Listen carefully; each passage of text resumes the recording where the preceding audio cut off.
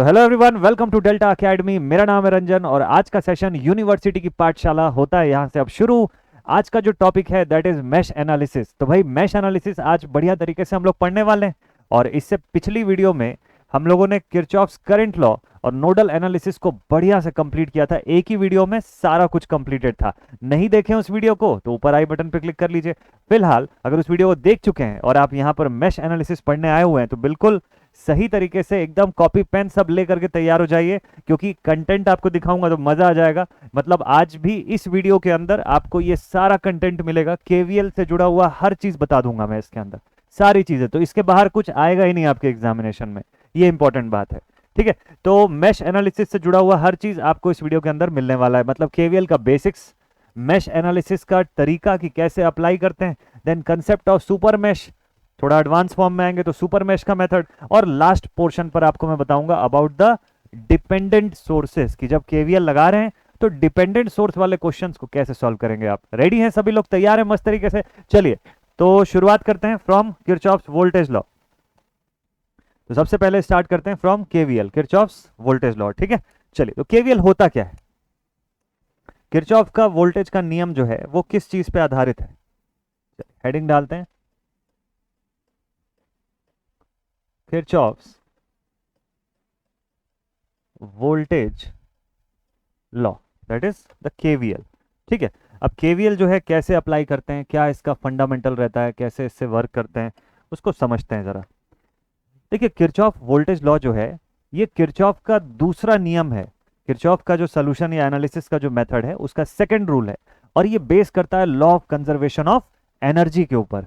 तो जब भी ऊर्जा की या एनर्जी की बात की जाती है तो हमेशा एक बंद डब्बे में बात की जाती है। मतलब एक क्लोज्ड बॉक्स या एक क्लोज सेक्शन जो है, जो बाहरी चीजों से आइसोलेटेड है, उसके अंदर जितनी एनर्जी हमने दे रखी है उतनी ही डिसिपेट हो सकती है, ना कम ना उससे ज्यादा। इसी सिद्धांत के ऊपर बेस करता है किरचॉफ्स वोल्टेज लॉ, जो ये बोलता है कि अगर सर्किट के अंदर कोई भी एक क्लोज्ड मैश है तो उस मैश में जितनी ईएमएफ हम प्रोवाइड करेंगे उसके प्रोपोर्शनल ही या उसके बराबर ही वोल्टेज ड्रॉप होगा, ना उससे कम ना उससे ज्यादा। चलिए अब इसको लिखते हैं हम लोग फटाफट से।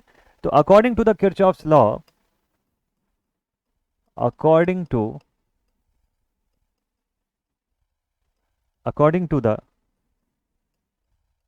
Kirchhoff's voltage law,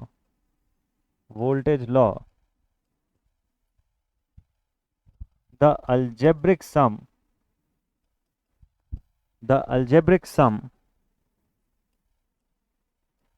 of EMFs and voltage drops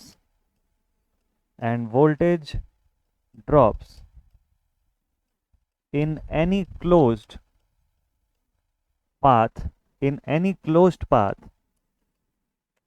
or a mesh will be zero.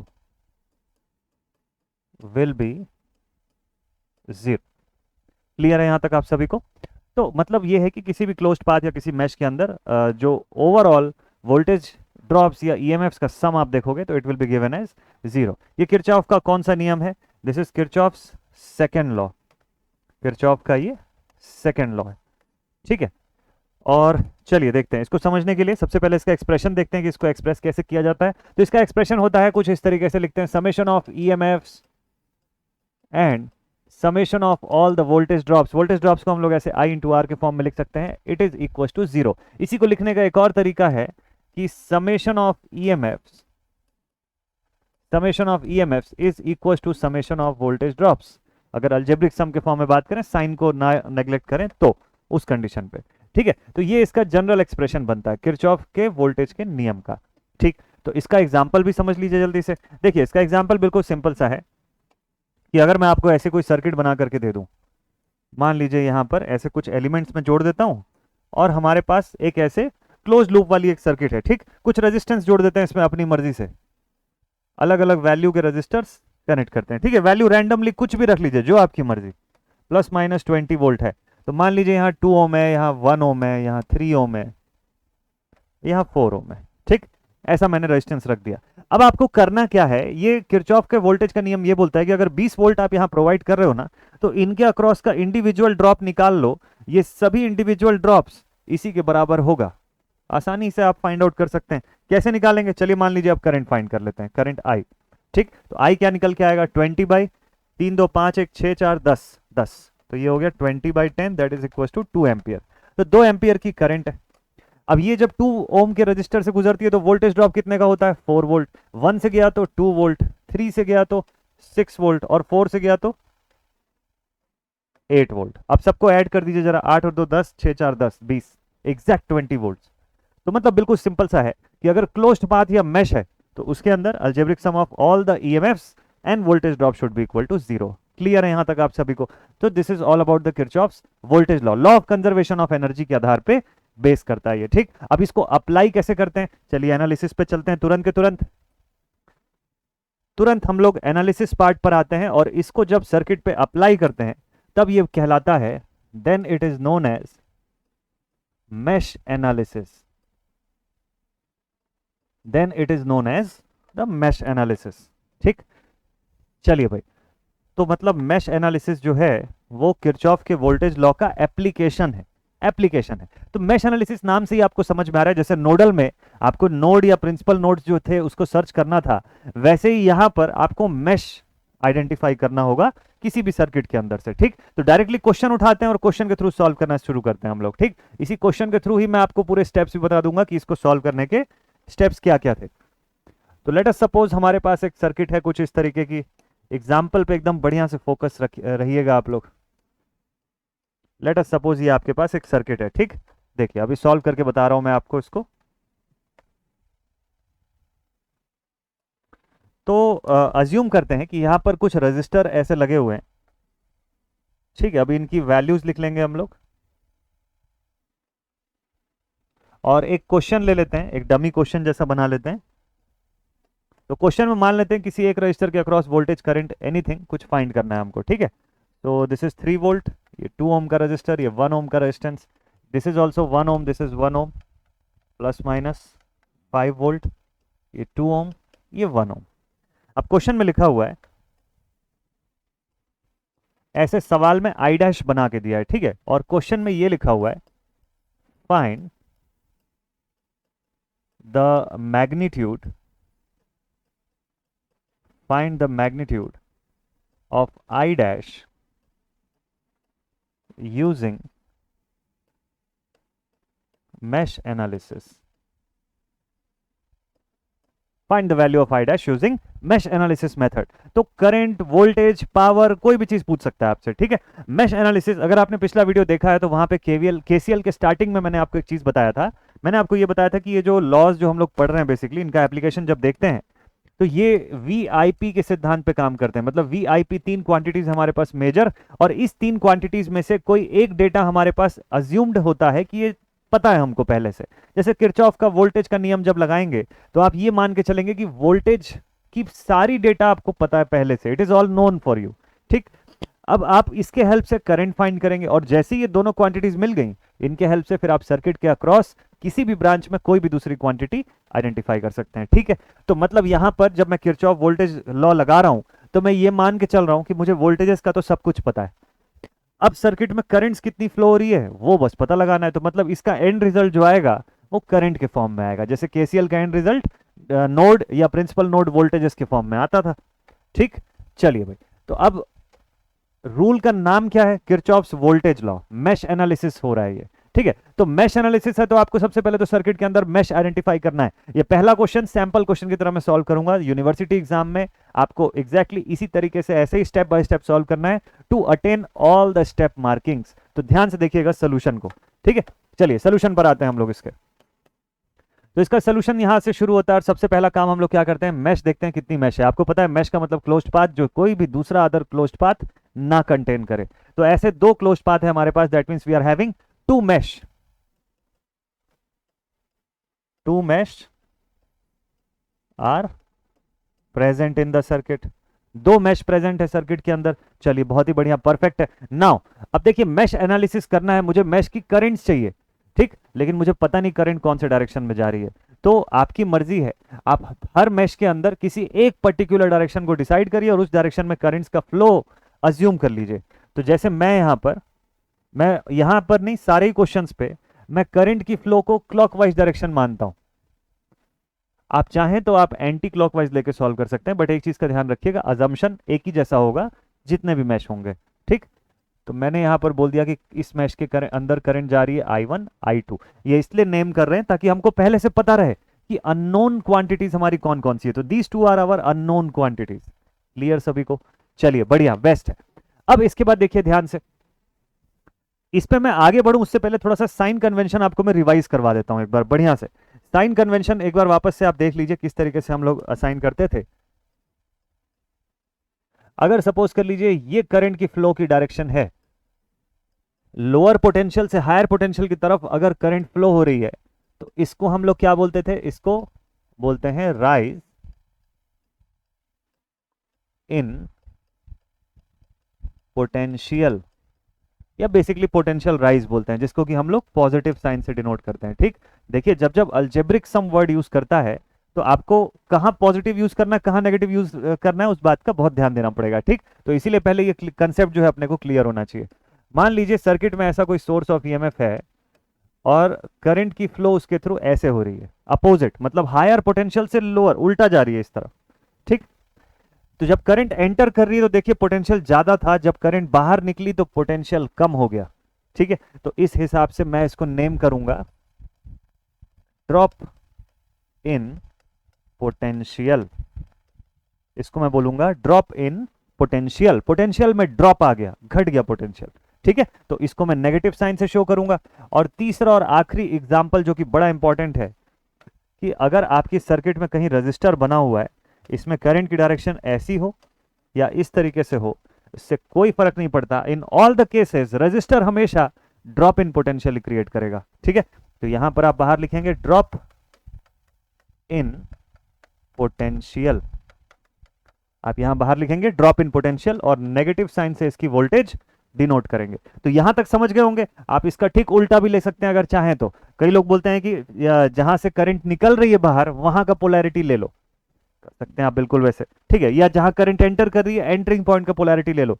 जो भी करिएगा एक ही रूल फॉलो करिएगा, मिक्स मत कर दीजिएगा कि एक मैश में एक रूल फॉलो कर दिया दूसरे मैश में रूल बदल गया, तो क्वेश्चन गलत हो जाएगा उस केस में, ठीक है। तो चलिए ठीक है, अब वापस आते हैं हम लोग। ये बेसिक्स था आपका, ये कंसेप्ट वाला पार्ट है, इसको कहीं पे लिख के रखिए कॉपी में, भूलिएगा मत जब तक कि माइंड में ये छप ना जाए, लिखा हुआ ना हो जाए। चलिए ठीक है, तो दो मैश प्रेजेंट है, मैश एनालिसिस करना है। मैश का इक्वेशन मैंने आपको बता दिया किस तरीके से लिखना है, summation of EMF and summation of all the drops. फटाफट से इक्वेशन बनाते हैं। देखिए सबसे पहले मैं लिखूंगा applying KVL in mash 1, KVL in mesh number 1 कैसे लिखूंगा? देखिए ईएमएफ का सोर्स मेरे पास कितना है, summation of all the EMF करना है। ईएमएफ 3 वोल्ट, एक ही ईएमएफ है। डायरेक्शन देखिए, करंट की डायरेक्शन माइनस से प्लस की तरफ जा रही है, तो वोल्टेज का क्या हो रहा है? देखिए माइनस से प्लस की तरफ करंट जा रही है, इधर वोल्टेज राइज हो रहा है, राइज इन पोटेंशियल। कैसे लिखेंगे उसको? पॉजिटिव साइन के साथ लिखेंगे, ठीक है। तो आप यहां पे लिखेंगे +3। फिर आगे देखिए, अब जितने भी ड्रॉप्स हो रहे हैं तो करंट कौन सी जा रही है? I1, I इंटू आर के फॉर्म में लिखना है ना आपको ड्रॉप्स को, तो I1 इंटू आर, लेकिन ड्रॉप है तो माइनस साइन पहले ही लगा दीजिएगा, ठीक है। तो -1I1। फिर इधर क्या लिखेंगे? Again -1I1। क्या ऐसे ही लिखेंगे क्या यहाँ पे? तो क्या यहाँ पे सिर्फ I1 करंट जा रही है क्या इस ब्रांच में? नहीं, ऐसा नहीं है। ध्यान से देखिए, इस ब्रांच में I1 करंट नीचे की तरफ जा रही है और I2 करंट ऊपर की तरफ जा रही है, तो दोनों करंट्स का रिजल्टेंट लेना पड़ेगा। लेकिन वो तो तब पॉसिबल है ना जब आपको ये पता रहे कि I1 बड़ा है कि I2 बड़ा है, कौन किस में से माइनस होगा, नहीं पता है ना, ठीक। इक्वेशन को इक्विलिब्रियम स्टेट में लेकर के आते हैं। जब I1 मैश के लिए इक्वेशन लिखेंगे then we will write I1 minus I2 as a resultant. और जब सेकंड मैश के लिए इक्वेशन लिखूंगा तो इसके लिए मैं लिखूंगा I2 माइनस I1। बैलेंस हो जाएगा मेरा इक्वेशन। आखिरी में जब आंसर आएगा तो देखेंगे कि कौन ग्रेटर है कौन स्मॉलर है। तो चलिए भाई, तो यहां पे मैं लिखूंगा -1 I1 माइनस I2, क्योंकि मैं जिस मैश की इक्वेशन लिख रहा हूं मेरे लिए वही मेरा प्राइमरी मैश है, वही सबसे ज्यादा इंपॉर्टेंट है, ठीक है। चलिए अब इसके बाद हम लोग फिर से एक बार, एक और 1 आया तो उसके लिए लिख दिया अगेन -1 I1 माइनस I2। फिर 2 के लिए क्या लिखेंगे? -2 I1 इज इक्वल टू 0। तो summation of EMFs and all the voltage drops in any closed path और a mesh is equal to 0। Mesh analysis कर रहे हैं हम लोग, एग्जैक्ट मेथड आपको मैं बता रहा हूं इसका, ठीक है। यहां तक ओके। चलिए इसको सिंप्लीफाई कर लीजिए, I1 I2 के फॉर्म में लिख लीजिए सारी चीज को। सेम जैसे केसीएल में वी ए वी बी के फॉर्म में लिख रहे थे, वैसे ही बस यहां पर भी कर दीजिए आप, और कांस्टेंट को इक्वल टू के उस तरफ भेज दीजिए। कैलसी से आखिरी में इक्वेशन सॉल्व कर लेंगे हम लोग। तो I1 का टर्म अलग करिए, 1 2 3 4 5, so -5 times of I1 plus 2 I2 is equal to -3। पहला इक्वेशन मेरे पास आ गया। इक्वेशन आप लोग और क्रॉस चेक कर लीजिएगा एक बार। So this is first equation. ठीक, ऐसे ही KVL इन मैश नंबर 2। अब सेकंड मैश में KVL लगाने जा रहा हूं। अगर फर्स्ट मैश में आपको क्लियर नहीं हुआ, एक बार फिर से देखिए, कॉपी पेन छोड़ दीजिए, सिर्फ देखिए बस यहां पर। तो सेकंड मैश में अगर मैं KVL लगाने गया तो मुझे सबसे पहले क्या चाहिए, EMF, summation of all the source of EMF। Source तो एक ही है 5 वोल्ट का, और डायरेक्शन देख लो माइनस से प्लस की तरफ करंट जा रही है, इसका मतलब राइज इन पोटेंशियल है। तो क्या लिखूंगा इसको मैं, +5 लिखूंगा ना, तो इट विल बी +5। ठीक है, +5 के बाद आगे देखिए, कहीं से भी शुरू करिए लिखना, कोई फर्क नहीं पड़ता, आप 2 से लिखिए, 1 से लिखिए, अल्टीमेटली पूरा का पूरा लिखा जाना है उसके अंदर। चलिए, तो मैं यहां से 2 से शुरू करता हूं, तो -2 I2 क्या होगा ये, -2 I2 -1 I2 -1 I2 -I1 -1 I2 -I1, again उसके बाद -1 I2 -I1, and this whole thing will be equal to 0। ठीक है यहां तक। चलिए इसको और थोड़ा सिंप्लीफाई कर देते हैं, इसको थोड़ा और सिंप्लीफाई कर देते हैं। I1 के टर्म को अलग कर लेते हैं, दिस विल बी, I1 का टर्म अगर हम लोग अलग कर दिए तो this will be minus minus plus 1 and 1 2 times of I1 minus 2 and 1 3 and 1 4 5 times of I2 is equals to -5। ये आ गया मेरे पास सेकंड इक्वेशन, है ना, this is my second equation. बस अब दोनों को सिंप्लीफाई करना है। सिंप्लीफाइंग टेक्निक कोई भी आप इस्तेमाल करिए, अपने अकॉर्डिंग आप किसी भी मेथड से सिंप्लीफाई करिए। आपके पास 2 इक्वेशंस है, दोनों इक्वेशंस को सॉल्व करेंगे, आपके पास I1 और I2 की वैल्यू मिल जाएगी। जब I1 I2 आपका आ गया तो देख लीजिए क्वेश्चन में क्या पूछा हुआ है। आपको सवाल में पूछा है मैग्नीट्यूड ऑफ I डैश, यहाँ की करंट, और देखिए ये I डैश वही करंट होगी जो I2 की वैल्यू आएगी, जो आपकी कैलसी से जो I2 दिख रहा होगा वही होगा आपका I डैश। तो कंप्लीट हो जाएगा आपका सवाल। चलिए मैं भी मोबाइल का कैलसी जो है उसको ऑन करके देखूं जरा, मोबाइल का कैलसी जो है इसको जरा मैं भी ऑन कर लूं। आप लोग भी सॉल्व कर लीजिएगा एकदम जल्दी से और मुझे बताइएगा क्या आंसर आ रहा है। तो ये किरचॉफ वोल्टेज लॉ का सबसे आसान और रेगुलर पूछे जाने वाला वैरायटी है। अभी मैं आपको यूनिवर्सिटी एग्जाम का क्वेश्चन भी दिखाऊंगा, आप देखिएगा, आपको क्लैरिटी आ जाएगी इससे। और ठीक है, 2 अननोन का इक्वेशन मैंने सेलेक्ट कर लिया। इंपॉर्टेंट है कि आप मोबाइल कैलसी में मत सॉल्व करिएगा इन चीज़ों को, बेटर हो कि आप ये सब जो आपके साइंटिफिक कैलसीज है ना आप उनमें सॉल्व करिए, ज़्यादा बढ़िया है। ठीक है, आपकी प्रैक्टिस उसी में होनी ज़्यादा सही है। मेरा साइंटिफिक कैलकुलेटर जो है उसकी बैटरी ख़त्म हो गई है, या तो वो कैलसी ख़राब हो गया, बहुत साल पुराना है, तो इसलिए मैं मोबाइल पर ही चला रहा हूँ ये। चलिए भाई, तो इक्वेशन कंप्लीट होता है सॉल्व होके और मेरे पास आंसर आ गया I1 1.190 ampere and the value of I2 is 1.476 ampere. ठीक है, अगर सारी चीज़ें सही है तो ये वैल्यू जेन्युइनली इतनी आ गई। और आंसर में मुझको पूछा है I डैश, तो I डैश उतना ही होगा जितना I2 होगा, यानी कि 1.476 ampere. This is our answer. Complete है एकदम। देखिए फ्लो में बनेगा आपसे क्वेश्चन, कोई ऐसा नहीं, ऐसा कुछ नहीं होगा कि आपको सोचना पड़ रहा है कि अरे इसमें क्या लगाएं कैसे लगाएं, कुछ नहीं, एकदम फ्लो में बन जाएगा आपसे सवाल। चलिए नेक्स्ट क्वेश्चन पर चलते हैं। अब अगले सवाल पे चलते हैं। अब जरा कुछ क्वेश्चन लेते हैं जो प्रीवियस ईयर्स में पूछे गए सवाल थे। तो हम लोगों ने अभी केवीएल का बेसिक देख लिया, मैश एनालिसिस शुरू कर लिया, अभी सुपर मैश पे लेके आता हूं आपको। चलिए, तो किरचॉफ लॉ का बेसिक्स हम लोगों ने देखा। यहाँ पर एक सवाल है JNTU प्रीवियस ईयर क्वेश्चन, ये KCL के समय देखे हुए थे। चलिए ये कहाँ का है, PTU का, पंजाब टेक्निकल यूनिवर्सिटी का क्वेश्चन पेपर है, दिसंबर 2019 का। इसमें आपको क्या क्या डेटा पूछा हुआ है, अच्छा इधर पर है। Find the 3 unknown currents I1 I2 I3 and 3 unknown voltages VAB VBD and VCB in the circuit given below using the Kirchhoff laws. Kirchhoff का कोई भी नियम इस्तेमाल करके आपको इस सर्किट को सिंप्लीफाई करना है, सॉल्व करना है। ठीक, चलिए ये क्वेश्चन जो है ये मैं रखता हूं सामने और इस क्वेश्चन को जरा सॉल्व करके देखेंगे कि क्या आंसर इसका आना चाहिए। चलिए भाई लेट्स सी। तो ये पहुंच गए हम लोग इस क्वेश्चन पर, और इस सर्किट को थोड़ा सा बढ़िया से जूम करके देख लेते हैं। आई होप आप लोग को एकदम अच्छे से क्लियर दिखाई दे रही होगी सर्किट। तो इस सर्किट में आपको एक जगह 32 वोल्ट का सोर्स दिया हुआ है, 2 ओम है, 8 ओम है, 4 एंड 20 है यहाँ पर, ठीक। तो किरचॉफ का कोई भी नियम लगाइए, इसमें ये नहीं बोला है कि केवीएल लगाना है केसीएल लगाना है, बट अभी आपने जस्ट केवीएल सीखा है, अप्लाई करके देखते हैं। चलिए इक्वेशन में बनाता हूं, आप बाकी सिंप्लीफाई करिएगा, सोल्यूशन पर लेके आते हैं आपको, ठीक है। दो मैश है, सीधे लिखेंगे applying KVL, applying KVL in mesh number 1, ठीक है। Applying KVL in the first mesh, इस मैश के अंदर यहां पर केवीएल लगाने जा रहा हूं मैं। तो अब केवीएल अगर मैं अप्लाई करूंगा, तो मैं शॉर्ट में इक्वेशन लिख रहा हूं, आप फुल फॉर्म में इसको चाहे तो लिख सकते हैं।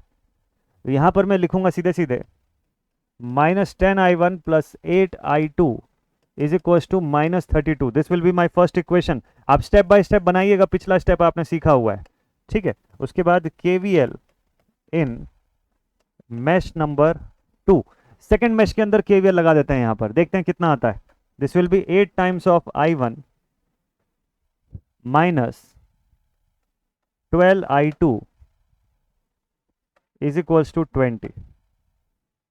This will be my second equation. अगर आप सॉल्व कर रहे हैं अच्छे से, स्टेप बाय स्टेप अच्छे से सॉल्व किए, आपकी ये दो स्टैंडर्ड इक्वेशंस आएंगी। इनको सिंप्लीफाई कर दीजिएगा, आपको दोनों मैश की करंट मिल जाएगी। फिर जितनी सारी चीजें पूछा हुआ है सब कुछ बता लेंगे आप इसके अंदर, ठीक है। आपको हार्डली 5 से 10 मिनट के अंदर अंदर हर क्वेश्चन जो है सॉल्व होकर मिलता चला जाएगा। चलिए और देखते हैं, कुछ अच्छा क्वेश्चन था क्या अपने पास, और किसी यूनिवर्सिटी का क्वेश्चन आया है क्या? एकेयू पटना का क्वेश्चन है, कब का है? 2021 का के पेपर का है, 2021 एकेयू पटना। सॉल्व करें, ये क्वेश्चन बनेगा आप लोगों से, देख के बताइए तो जरा, आप लोग बना लेंगे क्या? लिखा हुआ है find the current through each resistor of the following circuit using the nodal analysis. Nodal पिछली क्लास का टॉपिक है, तो इस क्वेश्चन को प्रैक्टिस के लिए रखिएगा आप लोग। आई होप आप लोग को ये सवाल जो है ये दिख रहा होगा, ठीक से विजिबल होगा, विजिबल तो है वैसे, डेटा दिख रहा है, तो ठीक है। इसको आप प्रैक्टिस के लिए रखिए, बनाइए, ना बने तो मेरे से पूछिएगा, ठीक है। ठीक है भाई, चलिए। और आरजीपीवी का एक एग्जाम का क्वेश्चन आया हुआ है, देखिए क्या लिखा हुआ है। Find the value of current in 10 ohm resistance for the following circuit using Kirchhoff's law. Kirchhoff's law अगर बोल देगा ना, तो ये मत सोचिएगा कि केवीएल या केसीएल, कोई भी अप्लाई कर सकते हैं, वहां पर स्पेसिफाई नहीं किया है कि कौन सा है। 7 नंबर का क्वेश्चन है ये सब। जितने भी मैंने आपको क्वेश्चन दिखाए केवीएल केसीएल के सॉल्व करने वाले, वो सब देखिए कितने मार्क्स के हैं। मैंने आपको एक्यू का भी पेपर का क्वेश्चन दिखाया, तो यहां पर देखिए 4 मार्क्स में ये सवाल पूछा है, सर्किट सॉल्व करने को दिया है, तो 4 नंबर का कम से कम दिया है, ठीक है। ये सबसे लोएस्ट है सर्किट सॉल्विंग में, सबसे लीस्ट मार्क्स अगर मिलता तो 4 मार्क्स मिलता आपको। और देखें यहां पर, देखिए ये कितने मार्क्स में डिवाइडेड है, भी किरचॉफ लॉ से सॉल्व करने का था पीटीयू का 332, ठीक है। मतलब 8 मार्क्स का क्वेश्चन है ये अकेले। और किसी पेपर का मैंने दिखाया कि आपको यहां पर 5+5 के फॉर्म में, किसका था? जेएनटीयू का क्वेश्चन पेपर था। तो इस तरीके से आपसे क्वेश्चन पूछता है, मतलब 4 नंबर से लेके 10, 12 नंबर, 14 नंबर तक भी किरचॉफ के क्वेश्चन आते हैं, एक सिंगल क्वेश्चन।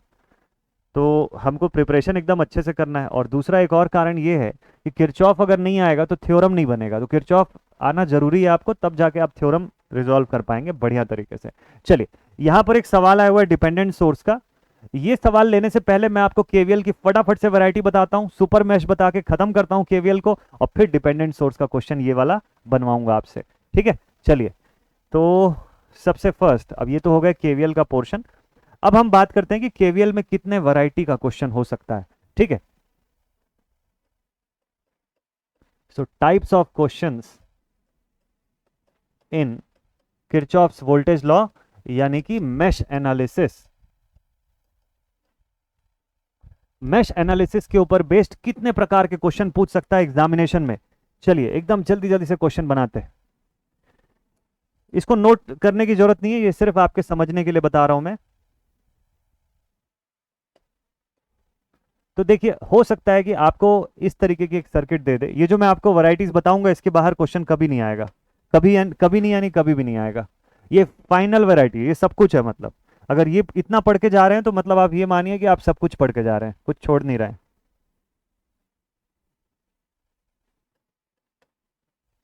देखिए लेट अस सपोज कि एक ऐसा डमी सर्किट बना लेते हैं, इस तरीके का एक ऐसा सर्किट है हमारे पास, ठीक। 2 ohm, this is of 3 ohm, 5 volts, 2 ohm, 6 volt, 3 ohm, 1 ohm. ये किरचॉफ वोल्टेज लॉ का फर्स्ट टाइप का क्वेश्चन है, इसको बोलते हैं टाइप 1 का क्वेश्चन, पहले प्रकार का क्वेश्चन। क्यों पहले प्रकार का? इसके अंदर कौन कौन से एलिमेंट्स हैं? इसके अंदर वोल्टेज सोर्स है, रजिस्टर है, कोई करंट सोर्स का नामो निशान नहीं है। ठीक है, फर्स्ट वैरायटी ऑफ क्वेश्चन। अब सेकंड वैरायटी का किरचॉफ का क्वेश्चन किस तरीके का दिखेगा भाई? देखिए किरचॉफ का क्वेश्चन अगर सेकंड टाइप का मैं देखूं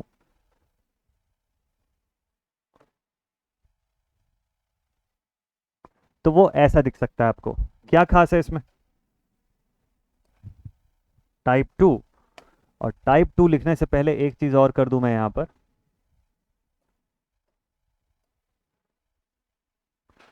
कि किरचॉफ के सेकंड वैरायटी के क्वेश्चन में एक खास चीज आपको जरूर दिखाई देगी, कि करंट सोर्स आ जाएगा यहां से।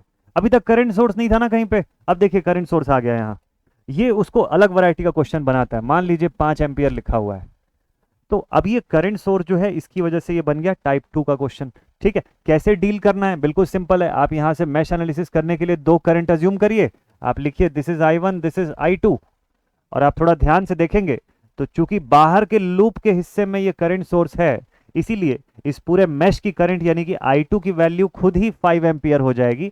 कोई इक्वेशन नहीं बनाना है, कुछ नहीं करना है आपको यहाँ पे। No equations will be made. Equation किसके लिए बनाओगे? इस मैश के लिए इक्वेशन बनाओगे आप, मैश 1 के लिए। ठीक है, लेकिन जिस मैश में ऐसा independent source, ideal source outer mesh के हिस्से में आ गया, नो इक्वेशन इज रिक्वायर्ड। बस आप डायरेक्शन देख लीजिएगा, आपकी अज्यूम की हुई करंट और उस करंट सोर्स की डायरेक्शन ऑफ करंट क्या दोनों सेम है? तो +5। सीधे आप यहां लिख देंगे कि I2 is equal to 5 ampere. और मान लीजिए ऊपर की तरफ होता तो I2 इज इक्वल टू -5 लिखते हैं आप इसको। बस इतना ही करना है। तो बहुत ईजीएस्ट वैरायटी है। टाइप 2 का क्वेश्चन आ गया। तो वैसे टाइप 2 जो है इसके कंजंक्शन में आता है कि 3-4 मैश बना हुआ है, 1-2 में ऐसे करंट दे दिया है, सॉल्व हो गया, इजी हो गया क्वेश्चन। ठीक, चलिए अब टाइप 3 दिखाता हूं आपको इसका, थर्ड वैरायटी टाइप 3। टाइप 3 को थोड़ा सा मॉडिफाई करता हूं मैं, ध्यान से देखिएगा। अगर आप इसका बेसिक समझ गए तो फिर आपको दिक्कत कभी नहीं जाएगी। टाइप 3 क्वेश्चंस के अंदर भी करंट सोर्स आएगा, लेकिन एक अंतर है। अब ये 5 एम्पियर का जो आपका सोर्स है ना, ये मैश के इनर लूप हिस्से के अंदर आ गया। ये इनर मैश रीजन या इनर लूप रीजन जो है यहां पे आ गया। तो अब ना तो मैं इसको I1 की करंट बता सकता हूं, ना मैं इसको I2 की करंट बता सकता हूं। तो ये तो डिवाइड हो रहा है दोनों में। अच्छा, आप ये भी नहीं बोल सकते कि सर I1 2.5 है, I2 2.5 है। नॉट पॉसिबल यार। इक्वली कैसे डिवाइड होगा? वो तो डिपेंड करेगा ना कि लोड कितना लगा है दोनों तरफ। तो अब इसको कैसे सॉल्व करेंगे? This is type 3 question. देखिए डिफरेंस क्या है दोनों में। यहां पर था करंट सोर्स, यहां पर था current source in the inner loop, in the sorry outer loop, outer loop region. ठीक है, यहां current source outer loop region में था। और यहां पे क्या हो रहा है? यहां पर करंट सोर्स, यहां पर है current source in the inner loop region, in the inner loop region. समझ गए? तो ऐसे कंडीशंस को नॉर्मल केवीएल से नहीं सॉल्व किया जा सकता है। तो अब कैसे सॉल्व होगा ये? तो इसी के लिए आपको स्पेशल मेथड लगाने की जरूरत है, जिसको बोलते हैं मेथड ऑफ सुपर मैश। अब यहां पर आपको सुपर मैश के नियम की जरूरत पड़ेगी। जैसे केसीएल में आपको सुपर नोड लगाना पड़ गया था, तो वैसे ही अब सुपर नोड मतलब वो एक्स्ट्रा ऑर्डिनरी मेथड कहां से आया कि बना केसीएल रहे और मदद किरचॉफ वोल्टेज लॉ से ले रहे थे। यहां पे भी कुछ ऐसे ही होगा उल्टा। यहां बना आप केवीएल का क्वेश्चन रहे हो और मदद आपको केसीएल से लेना पड़ेगा, क्योंकि करंट सोर्स का क्या करना है ये किरचॉफ वोल्टेज लॉ नहीं बताता, ये किरचॉफ करंट लॉ बताता है आपको। ठीक, तो चलिए सुपर मैश से सॉल्व करना बताता हूं आपको इसी क्वेश्चन को यहीं पर, कि सुपर मैश का रूल जो है कैसे अप्लाई करोगे। ध्यान से देखिएगा आप, है ना, एकदम मस्त से ध्यान से देखिएगा, बहुत डायरेक्ट है, एकदम मस्त से बनेगा आपसे। तो मेथड ऑफ सुपर मैश, ये वाला पोर्शन जो है सुपर मैश का है। ठीक है, कैसे अप्लाई करेंगे? तो लेट अस अज्यूम इसी सवाल को हमको सॉल्व करना है। सुपर मैश कैसे पहचानेंगे वो तो आप समझ गए कि अगर इनर लूप रीजन में करंट सोर्स आ गया तो सुपर मैश से ही सॉल्व होगा, अगर केवीएल करना मजबूरी है तो सबसे पहला काम तो ये करिए कि अपने दोनों करंट्स वगैरह 2, 3, 4 जितने भी मैश होंगे सबकी करंट पहले तो लिख लीजिए डायरेक्शन के हिसाब से।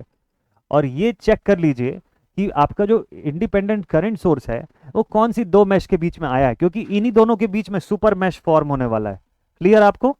चलिए, तो अब इसके बाद नेक्स्ट स्टेप पे ये करिए कि पहला स्टेप इसका ये होगा, स्टेप नंबर 1, कि आप इस रिजल्टेंट करंट को इन दोनों कंपोनेंट करंट्स के फॉर्म में एक्सप्रेस करिए, बिल्कुल जैसे केसीएल में कर रहे थे वैसे। तो कैसे एक्सप्रेस करें सर? देखिए, सिमेट्रिसिटी चेक करिए, 5 एम्पियर नीचे जा रहा है ना, और कौन सी करंट नीचे जा रही है? I1 भी डाउनवर्ड जा रहा है, I2 जबकि उल्टा जा रहा है। तो मतलब हमको सिमेट्री चेक करना है और हमको सीधे सीधे लिखना है कि मतलब I1 में से I2 माइनस हुआ होगा, तब जाके 5 एम्पियर की करंट आई होगी।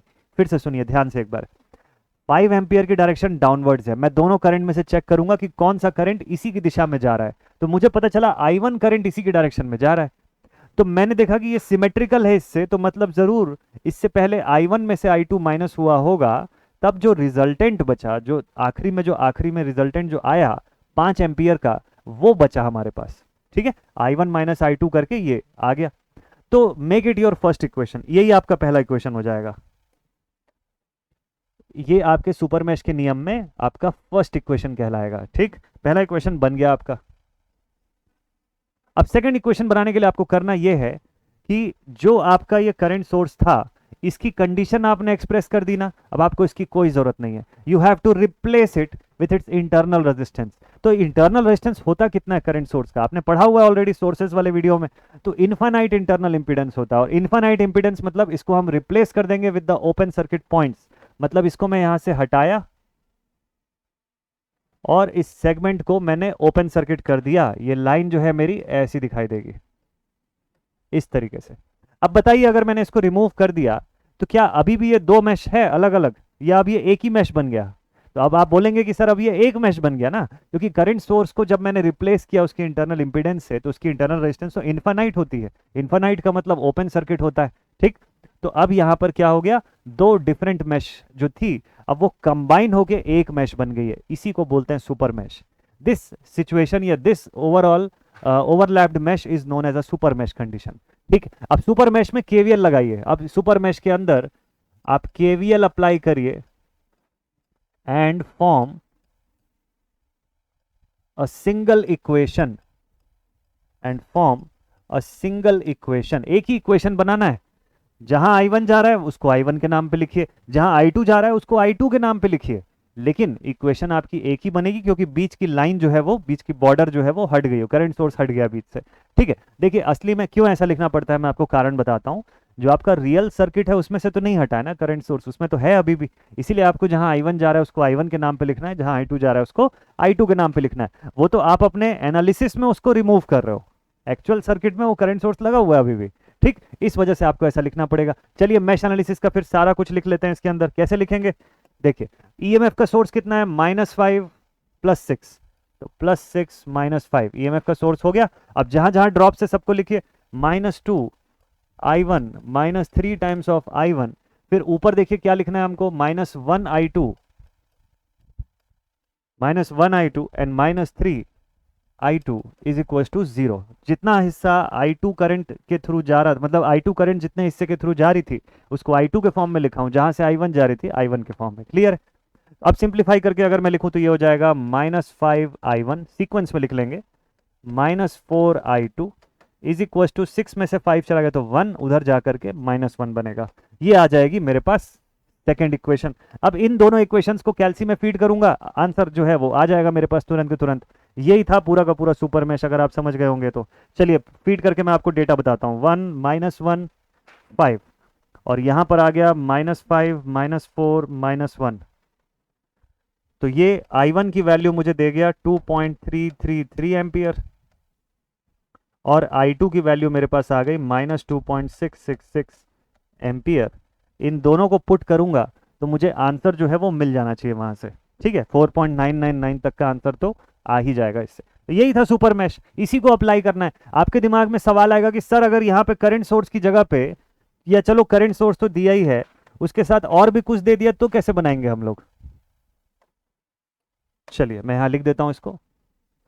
मान लीजिए करंट सोर्स दिया ही है, ठीक है, 5 एम्पियर का, इसके साथ एक रजिस्टर लगा दिया, एक वोल्टेज सोर्स लगा दिया, कुछ भी लगा सकता है, कुछ भी इसके साथ सीरीज में एनीथिंग, एक करंट छोड़ के, करंट सोर्स छोड़ के कुछ भी लगा दिया, वोल्टेज, रजिस्टर, इंडक्टर, कैपेसिटर, कुछ भी दे दिया। करना क्या है, देखिए आपके इक्वेशन में कुछ नहीं चेंज होगा, फिर भी कुछ भी नहीं चेंज होगा। क्यों? क्योंकि आप सुपर मैश का पहला स्टेप लिखेंगे। कैसे लिखेंगे? आप लिखेंगे ना I1 minus I2 is equals to 5। भाई इस ब्रांच की करंट थोड़ी ना बदल जाएगी रजिस्टर के होने से या वोल्टेज के होने से। अगर सोर्स है, सोर्स थोड़ी ना अपनी करंट बदलेगा, भाई आइडियल सोर्स है ना। आप पढ़ चुके हैं कि आइडियल सोर्स जो होता है इररिस्पेक्टिव ऑफ द लोड, उसको कोई मतलब नहीं होता, वो अपनी कांस्टेंट आउटपुट देता रहता है। तो यहाँ पे भी वही होगा, इस ब्रांच में अभी भी 5 एम्पियर जाएगी, तो आप पहला इक्वेशन ऐसे ही बनाएंगे। सेकंड इक्वेशन के लिए आप बेसिकली इस रजिस्टर को नहीं हटा रहे हो, आप इस करंट सोर्स को हटा रहे हो ना, करंट सोर्स को रिप्लेस कर रहे हो बाय इट्स इंटरनल रेजिस्टेंस, तो ये तो हट जाएगा। और इसके रिमूव होते ही इसके साथ सीरीज में जो भी लगा हो, जो भी एलिमेंट लगा हो, उसका एग्जिस्टेंस ही खत्म हो जाएगा। तो इसलिए कोई फर्क नहीं पड़ता, इसके साथ सीरीज में आप कुछ भी लगा दो, आपका इक्वेशन तो ऐसे ही बनेगा, उसमें there will be no change. Clear ये वाला डाउट? मुझे लगता है कि ये डाउट जरूर से आया होगा आपके दिमाग में कि सर अकेला करंट सोर्स ना हो और करंट सोर्स के साथ कुछ और भी चीज रहे तो उसको कैसे डील करना है। ठीक है, चलिए भाई। तो अब उसके बाद नेक्स्ट पॉइंट पर आपको लेकर के चलता हूं। यहां तक हम पहुंच गए। अब आखिरी पॉइंट आपको मैं जल्दी से बता दूं डिपेंडेंट सोर्स का। आज के वीडियो पर लास्ट टॉपिक पर आपको मैं लेकर चलता हूं, that is the question of dependent sources, कि किरचॉफ वोल्टेज लॉ के हेल्प से अगर डिपेंडेंट सोर्स वाला क्वेश्चन बनाना पड़ेगा तो कैसे बनाएंगे। डिपेंडेंट सोर्स का क्वेश्चन देके मैक्सिमम लोग छोड़ देते हैं, और वैसे डिपेंडेंट सोर्स का क्वेश्चन बहुत कम यूनिवर्सिटीज में पूछता है, बट अगर पूछ ही लिया तो उसको छोड़ना थोड़ी ना है। देखिए ये आपका सवाल है ना, ये क्वेश्चन है आपका डिपेंडेंट सोर्स का। पहले आइडेंटिफाई कर लीजिए कौन सा डिपेंडेंट सोर्स है ये। तो 5i लिखा हुआ है, अंदर वोल्टेज का सिंबल है, यहां पर i लिखा हुआ है। इसका मतलब कि ये है तो वोल्टेज सोर्स, बगल में लिख देता हूं वोल्टेज, और डिपेंड किस पे कर रहा है? करंट पे। तो this is a CDVS, current dependent voltage sources. Solve करने का तो आसान तरीका बताऊं, एकदम मस्त सा। देखिए सबसे पहले तो आप क्या करिए, अपना मैश करंट लिख लीजिए, नाम भी लिख लीजिए। ये I1 हो गया, ये I2 हो गया, आपकी मर्जी, आप किसी को भी I2 लिखिए, किसी को भी I1 लिखिए, ठीक है, that is just an assumption. अब सबसे पहले सोल्यूशन में आप लिखिए, सबसे पहले आप सोल्यूशन में क्या लिखेंगे? तो भाई आप सोल्यूशन में सबसे पहले एक काम करिए, ये 5i है ना, i को किरचॉफ वोल्टेज लॉ के हिसाब से कैसे लिखा जा सकता है? तो बेसिकली इस सेगमेंट की करंट I है, और ये I और कुछ नहीं, I1 ही है। इस मैश की करंट ही I1 है, और वही I1 को I लिख के दिया आपको, तो I is equal to I1, बात खत्म हो गई। भाई यहाँ पे I ही I1 है, ठीक है, I ही I1 है ना, गंगाधर ही शक्तिमान है टाइप्स। चलिए बहुत बढ़िया, ठीक है। तो हमको पता चल गया कि जब जब I का जिक्र होगा तो I1 लिखा जाएगा उसकी जगह पे। परफेक्ट, ठीक। और कुछ और देखिए, यहां पर बीच में करंट सोर्स भी आ गया, तो दोनों सिचुएशन एक ही क्वेश्चन में आ गया, सुपर मैश भी लग गया, डिपेंडेंट सोर्स भी आ गया, और अच्छा, और मजा आएगा सॉल्व करने में। ठीक है, चलिए लेट अस सपोज कि अब डिपेंडेंट सोर्स तो है ही, इसका कुछ करना पड़ेगा। अब सुपर मैश की सिचुएशन आ गई ना, तो let us solve for super mesh condition of super mesh. तो सुपर मैश की कंडीशन में आप क्या करते हैं, आपको अच्छे से याद है। आप इसमें क्या करेंगे, आप सबसे पहले दोनों करंट्स की रिजल्टेंट के फॉर्म में उनको एक्सप्रेस करेंगे। सबसे पहले दोनों करंट्स की रिजल्टेंट के फॉर्म में उसको एक्सप्रेस करेंगे, और इसको सबसे पहले यहां से लिखना शुरू करते हैं। ठीक है, चलिए देखते हैं। ठीक है, तो इस पॉइंट के बाद हम लोग को क्या करना है, देखिए अब यहां पर सुपर मैश का भी कंडीशन लग रहा है और डिपेंडेंट सोर्स का भी जो केस है, दोनों को हमको देखना है। तो सुपर मैश का जो रूल आप यहाँ पे अप्लाई करेंगे, तो you will write I2 minus I1।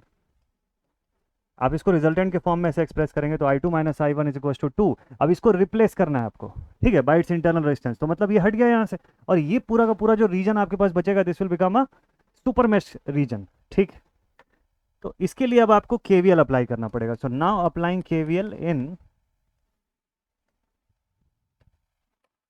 Super mesh region. ठीक है, अब KVL हम लोग अप्लाई करेंगे सुपर मैश रीजन के अंदर। तो अब क्वेश्चन आपके दिमाग में ये आएगा कि सर ये 5i को मैं कैसे ट्रीट करूं, इसको क्या लिखूं मैं यहाँ पे? तो बिल्कुल सिंपल है, देखिए ये कौन सा सोर्स है, आपको बस वो ध्यान में रखना है, विच सोर्स इज इट। ये वोल्टेज सोर्स है, करंट सोर्स है, तो भाई है तो वोल्टेज सोर्स। और अगर ये वोल्टेज सोर्स है तो आप इसको वोल्टेज सोर्स की तरह डील करेंगे, बिल्कुल कंफ्यूज नहीं होना है इसमें। तो आप इसको लिखिएगा आप सीधे यहाँ पर इक्वेशन में क्या लिखेंगे, सोर्स ऑफ ईएमएफ कितना हो गया, +20 minus 5i, you will write +20 minus 5i, और i मैंने आपको पहले ही बता दिया i is equivalent to i1, तो इसको i1 के फॉर्म में एक्सप्रेस कर दीजिए। इसका जो टेंशन था वो कंप्लीट हो गया। अब 2 पे लिखिएगा आप -2 times of i1 and -3 times of i2 is equal to 0, तो ये हो गया -7i1 -3i2 is equal to -20। अब इन दोनों को सिंप्लीफाई कर दीजिए, दो इक्वेशंस हैं आपके पास, इस इक्वेशन को अरेंज करना होगा आपको -5i1 को सामने रखना है और i2 को सेकंड पॉइंट पे रखना है, अगर आप कैलकुलेटर से सॉल्व कर रहे हैं तो। ठीक, इसको सिंप्लीफाई कर लेते हैं, देखते हैं इस क्वेश्चन का आंसर कितना आएगा। इसको सिंप्लीफाई कर लेते हैं और देखते हैं कि इस क्वेश्चन का आंसर जो है वो कितना आना चाहिए। तो ये हो गया -1 देन 1, उसके बाद 2, फिर -7 -3 -20, तो आपको i1 की वैल्यू जो है वो यहाँ से मिल जाएगी, यहाँ से आपको i1 की वैल्यू जो है वो मिल जाएगी 1.4 एम्पियर, फिर उसके बाद आपको i2 की वैल्यू जो है वो मिलेगी 3.4 एम्पियर। और क्वेश्चन में क्या पूछा हुआ है वो एक बार चेक कर लेते हैं, लिखा हुआ है find the current I in the circuit. I मतलब i1 की वैल्यू ही पूछा है आपको, तो i1 तो सीधे सीधे बता ही देंगे आप, I is i1 and this is 1.4 ampere. Complete हो गया आपका ये वाला सवाल। तो इस तरीके से आपको डील करना है। ये एक डिपेंडेंट सोर्स का क्वेश्चन था, ऐसे ही और अलग अलग डिपेंडेंट सोर्स के क्वेश्चंस आप प्रैक्टिस करके देखिएगा। प्रैक्टिस बुकलेट आपको टेलीग्राम ग्रुप पर मैं सेंड कर दूंगा, आप उसको डाउनलोड करिए और उससे मस्त से प्रैक्टिस करके देखिए।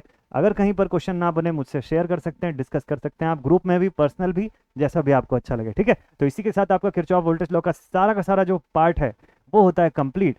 अगले वीडियो में आपसे मिलूंगा नेक्स्ट सेशन पर, और थ्योरम्स जो है या कुछ और नया चीज़ जो है आपके लिए शुरू होगा, इंटरेस्टिंग सा रहेगा, मजा आएगा आपको। ठीक है, तो आज का सेशन अब यहीं पर एंड अप करता हूँ, मिलते हैं आप सभी से नेक्स्ट सेशन में। Till then take care and thank you so much all my dear students for attending the session. जय हिंद।